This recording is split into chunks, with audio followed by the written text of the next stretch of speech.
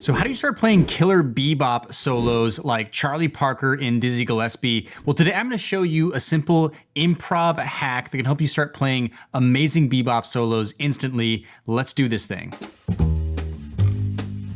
What's up, Brent here from Learn Jazz Standards, where we help musicians just like you learn how to play jazz, all while shortening the learning curve. No matter what instrument you play on this channel, we do a lot of jazz theory and jazz practicing and deep dives into jazz standards, as well as jazz improv tips like in today's video. So make sure you subscribe to the channel, click that bell notification so that you never miss out on anything. We all love listening to recordings of Charlie Parker, Dizzy Gillespie, Sonny Stitt, all these amazing jazz bebop players and their amazing jazz solos and lines. But let's be honest, playing bebop is not so easy. It's actually quite complicated and virtuosic, but I'm gonna show you a quick improv hack that's gonna really just make you start playing instant bebop lines, and it's fairly simple. Now make sure you stick around to the very end of the video because I'm gonna give you the #1 tip I can give you for improving your bebop playing, so stick around till then. So the bebop improv hack that I'm gonna share with you has to do with what's called target notes and approach notes. And the easiest way you can demonstrate this is, for example, over top of a C major 7th chord. If we want to find a target note being any note that we want to resolve to in our jazz line, then we can pick a chord tone such as the 3rd. And the 3rd would be an E natural, for example. So the 3rd. So let's just say that E natural is our target note. And we want to use approach tones to resolve to those notes. Now there's two different kinds of approach tones. There are diatonic approach tones, which means they are in the scale or in the key, or there's also chromatic approach tones. That means that they are outside of the key. Example, we have a first note here, that'd be a G. Okay, a G natural, that is a diatonic approach note. And then we can play a D natural, that's also in the C major scale, so that's working out as a diatonic approach note. Then we're gonna play a D sharp, and a D sharp is a chromatic approach note, not in the scale, and resolving to that 3rd, our target note. So,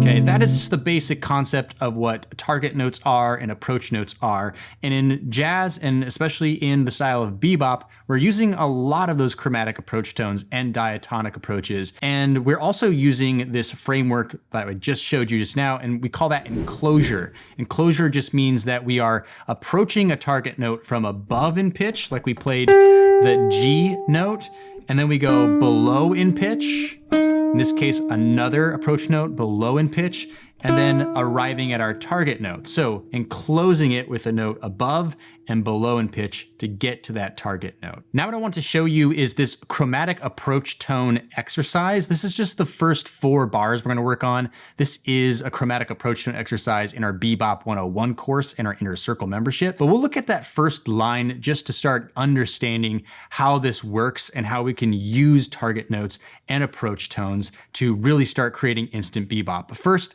let me go ahead and play this for you so you know what it sounds like.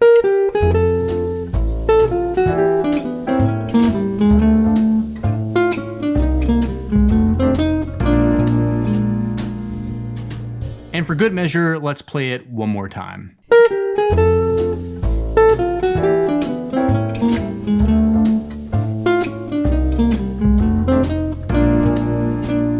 Now it's important to note that this is just an exercise. It's actually not music or a jazz solo yet. However, when you're listening to this, I imagine you started to think, hey, this actually does sound a lot like bebop. I mean,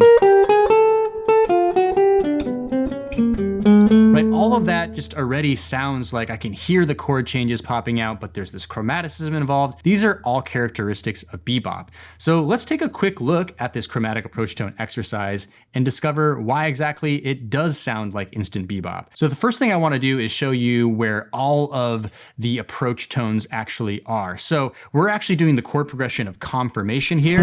F major 7 to a E minor 7, flat 5, to an A7 to a D minor 7, and then a C minor 7, F7 to a B flat 7. That's the first 4 to 5 bars of confirmation, the bebop head. So the first target note, which is over F7, F major 7 or F6, is A natural. Now, A natural is the third. So the third of the chord is our target note. The third is a great target note, by the way. It really helps make that chord change pop out. Okay, then over at our E minor 7 flat 5, we're targeting a G natural. Okay, now that G natural is also the third. It's the flat 3. So we're using the third again to target. Then over the A7 chord, we have a C sharp. Now again, a C sharp is the third of the A7, so another great target note.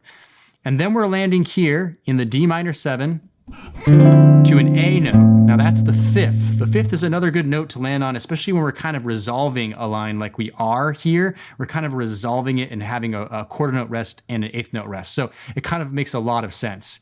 Then over at the C minor 7 chord, we have an E flat. Now E flat is the third, the flat 3 of the C minor 7th chord. So another great target note.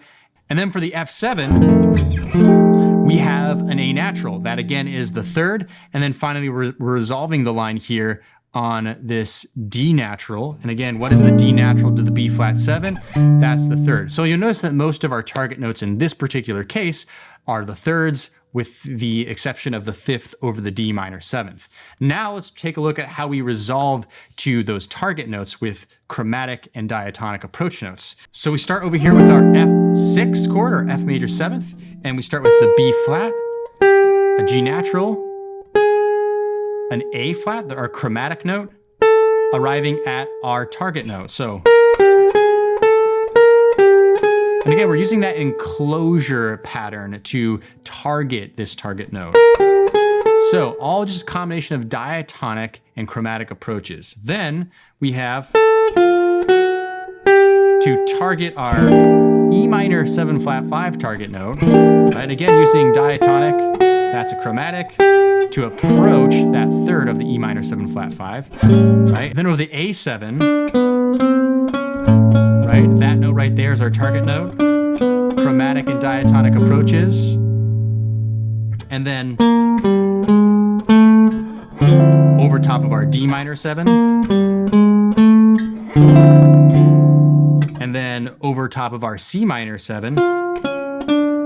Right? Getting to that third of the C minor 7. And then we're going to the F7 again. Targeting that third note. Right? Resolving to it. And then finally, we do a slightly different pattern than before. Resolving to the B flat 7 to that D natural, the third. So as you can see, just by starting out with target notes and using approach tones to resolve to them, it's already going to sound like bebop. So again, this is just an exercise, but if you have this particular concept down and can apply this over top of a bunch of different jazz standards, the more you do this, the more natural it's going to feel, the more beboppy your solos are going to sound, and it's just really going to start taking things to the next level. Now, as far as that #1 tip for playing bebop and getting better at bebop, if there's only one thing that you could do outside of this particular theoretical exercise, it would be learn bebop heads. I mean, just take a look at the head for confirmation here. This is a treasure trove of different musical information, and essentially bebop heads are a lot like bebop solos. Really, you know, Charlie Parker and Dizzy Gillespie and all these people, they just started improvising and then just made sure there was some theme and variation in there.